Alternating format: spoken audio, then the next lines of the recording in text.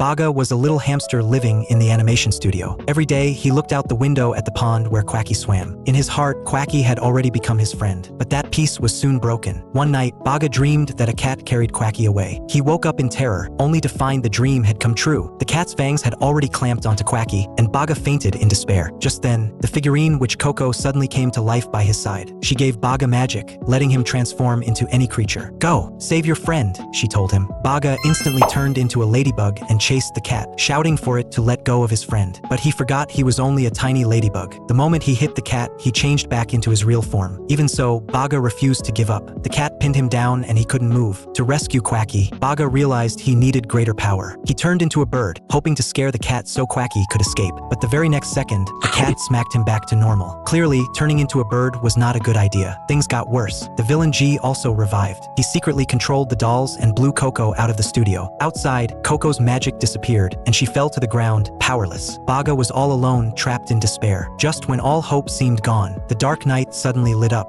Coco's voice echoed in Baga's mind. It turned out that night was Comet Witch's day. The magic she had given him would not fade. As long as Baga believed in his own strength, he could still create endless possibilities. In the next moment, Baga's body shone with dazzling light. G, still gloating that he would finally rule the studio, laughed. But the next second, Baga transformed into a balloon, carried Coco and Quacky back safely. Furious, G unleashed his magic, sending piles of manuscripts flying at them. But tonight was Witch's night, and magic on Earth had reached its peak. In the end, Coco summoned the director, Kanako. Kanako roared in anger, her voice shaking the studio. Just like that, Coco won the battle. She walked over and took off G's helmet. Inside was an unexpectedly cute face. G admitted his defeat. Coco told him to use his magic to give life to Quacky. That way, Baga's wish of being true friends with Quacky could finally come true. As G finished his spell, the toy duck Quacky actually came alive. Baga's eyes widened with joy as he leapt toward his friend. The next day, when everyone entered the studio, they just saw Baga sitting with a little duck by his side. Nobody knew what had happened that night. All they knew was that Baga and the duck were now inseparable.